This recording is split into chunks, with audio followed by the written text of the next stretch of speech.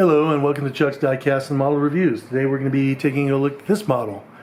This is the McLaren F1 by Minichamps in 1/12 scale. If you hadn't seen my previous video, I am a big fan of the McLaren F1, and a lot of people consider this possibly the finest road car ever made in many respects. But you can see here I actually have a few different models of this. I have this in a Hot Wheels, in the Gulf colors, and in fact I have this in 1/18 scale as well. I have one in 1/43 scale, this Fina McLaren F1, which I actually got to see in person a few years back on display at the BMW display at Laguna Seca during the Monterey Historics race weekend. I even have a version here in, as you can see, 1/34 scale, and I found this at a Walgreens or something like that in San Francisco. I was just walking around and I found this. This is actually a toy, really, and not as much as a model. This is actually a pullback, you know, so you can pull it back and then you can the wheels spin.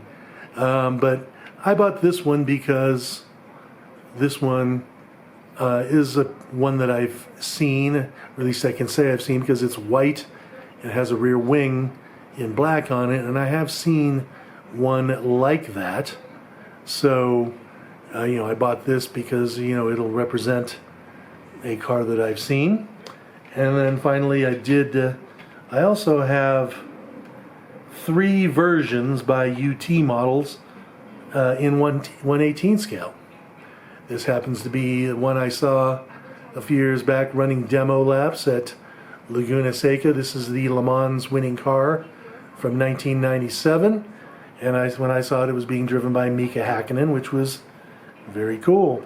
And to hear the sound of that BMW V12, well, that was pretty amazing to hear that screaming around the track. And after he finished the laps, I was actually in the pits, and I went into the pit garage where this car was pulling into and watched Mika Hakkinen get out of the car when he was done, and he had a big grin on his face. He was happy to be there and happy to be driving that car, so it is a cool car. But let's go ahead and take a look at this one here, okay? Now, for you that are unaware of the history of the McLaren F1, let me just go ahead and go through it. Of course, this was the first carbon fiber bodied car that was ever put in production, you know, for the street. Back in the day, you know, back 25 years ago or so, when they came out, they sold for $1 million a piece, and they were planning on making 100 of them to sell to road customers, but I think they only sold like 87, just because you know, people couldn't afford to pay $1 million for a car back then. They did make a few, maybe a couple of dozen more that were race cars, and a lot of those have actually been converted back to road spec. This is one of the most expensive cars in the world you can buy. I happened to be at Monterey weekend again this last week, and I saw one that was sort of a metallic purplish color that was actually gorgeous. And it was at Gooding and Company auction, and it sold for $17 million. And like I said, I did see another one without the wing at Gooding and Company go for a no sale for $13 million 4 years ago. That just goes to show you just how much these cars are worth. It does have, like I said, a BMW V12. I think it's something like 612 horsepower, something like 621 or something like that, giving it a top speed of over 240 miles an hour.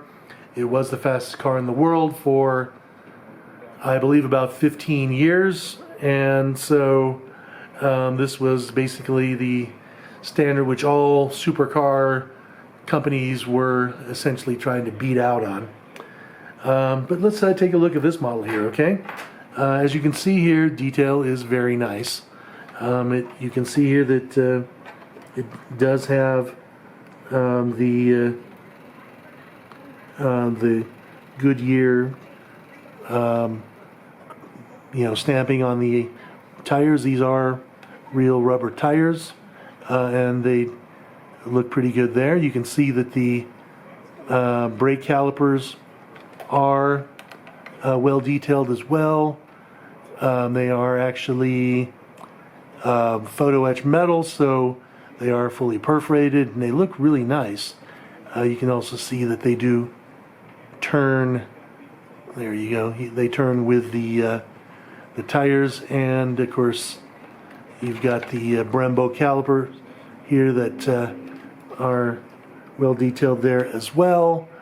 They were probably considered huge at the time, but now even a base Porsche has better and larger brake calipers than these here. Let's go ahead and take a look at the front here. Detail at the front is good as well for a model of this vintage. Headlights look decent. The turn signals here are separate moldings and not decals or anything like that, and look good as well. And you can see the grill inside there for the radiators. They're not mesh or anything like that, but still those are radiators, so they actually aren't, they shouldn't be mesh, but they look pretty good. And then of course you can also see here that it has two rear view mirrors here because of the central driving position. And they need two mirrors because, well, you can't see out the middle because there's this big spine for the engine air intake, and the two mirrors go for the two separate rear windows. From what I understand here, these rear view mirrors actually come off of some more mundane car like a Ford, English Ford, like a Mondeo or something like that. But they look perfectly fine on this car, and I'm sure they didn't want to spend the extra money to design a whole new rear view mirror when there was one available for them. Looking at the top here, you can see that intake here. The thing that kind of lets the side down on this is the pivots here for the hinges for the door. Those actually aren't visible on the real car, so but you have to have that so you can open the doors on the model. And in here you can see the front storage compartment, which contains the Kenwood stereo, which again, Gordon Murray, the designer, went to Kenwood and said, I want you to make the lightest possible stereo for this car. I want to save every ounce. I think this thing's made of aluminum or titanium or something. I think it is a CD changer, but it doesn't have a radio, which is a little bit strange. But I think it's because Gordon Murray is a real audiophile. I don't know if you know this, but he's sort of a rock and roll-ish kind of guy. He was friends with George Harrison, and tends to wear rock and roll t-shirts and all this sort of stuff. So he wanted as good sound fidelity as possible, and I guess he felt that the only way that could be done would be with CD and not with, listen to the radio. Taking a look at the rear here, you can see a nice detail here back here too. This is, in these slots here, this is mesh back here. So that looks really good. Taillights are decent. They probably could be a little bit better, honestly. If you didn't know this, these taillights come out of are again not a custom item. They are taken from some sort of British bus. Exhaust look good here as well. And then the badging here, the F1 McLaren badging over there, again, very nice. Also here is the brake here that, the rear wing that opens up here. And you can also see in here the exhausts there as well. Let me go ahead and open this up so you can see this a little better.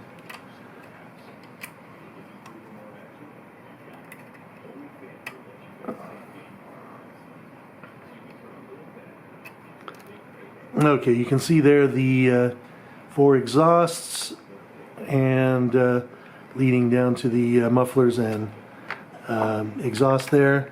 You can also see underneath the lid there the representation of gold foil, which is designed to reflect the heat of the exhaust away and won't melt the melt this little door here. And then you can also see that these little slots here are also photo etch mesh there too.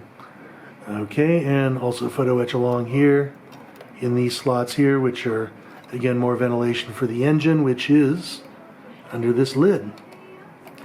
Here it is, the famous BMW V12 engine. From what I understand,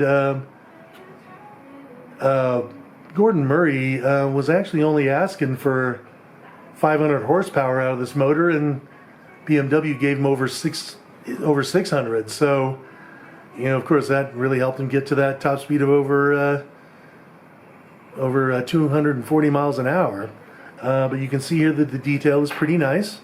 Again, more gold mesh there, and you can see here. Well, there's really not a huge amount to see in this engine other than the intake trumpets and the valve covers, which say, you know, McLaren, and then also let's see, BMW M-Power, which you can maybe make out right there. But other than that, there's not a huge amount to see in the engine bay. You can also see the rear windows separating the passenger compartment from the engine bay, so you wouldn't be deafened. And then of course there's a second window to look at, which probably means that those rear view mirrors I was talking about earlier are probably pretty close to useless. Taking a look at the interior here though, let's go ahead and take a look at that. Of course, these were famous for having the central driving position, and you can see that there. You get in the car through the left-hand side because the stick shift is on the right-hand side, as you can see. The detail on all this is very good. Pedals, gauges, and so on and so forth look very nice. In fact, let me bring this light a little bit closer so you can take a look there. So you can see all that in there. So it does look very good in there. So no problems there. There's no flocking or anything like that in there, but still it looks good. And the seats themselves, oops, they do have cloth seat belts as well, so that's good. And by the way, this little door that popped open here, this is where the storage compartment is for the luggage, and there's also electronics here as well. This isn't quite a good representation, I don't think. I think this area here is a little bit deeper, but there was custom luggage for the owner of the vehicle to store in this area here. And there was also, of course, the same thing on the other side here. And that must be a oil reservoir or something like that there too. So again, nice detail there too. Looking at the other side here, in the other door, I guess that just gives you a clearer view of the stick shift. So there you go. All right, now that is pretty much it for my review today. You know, I hope you enjoyed this, seeing this model as much as I enjoy owning it. Again, this is a spectacular model, and I highly recommend it. If you can find one anymore, I don't know how many of them are out there, but definitely if you can get one and you're a fan of the McLaren F1, go get one. You'll save yourself, $17 million. Okay, but that is it for today. You enjoy the rest of your day. Thank you for watching Chuck's Diecast and Model Reviews. And of course, please like and sign up for my channel if you wish. Have a nice day.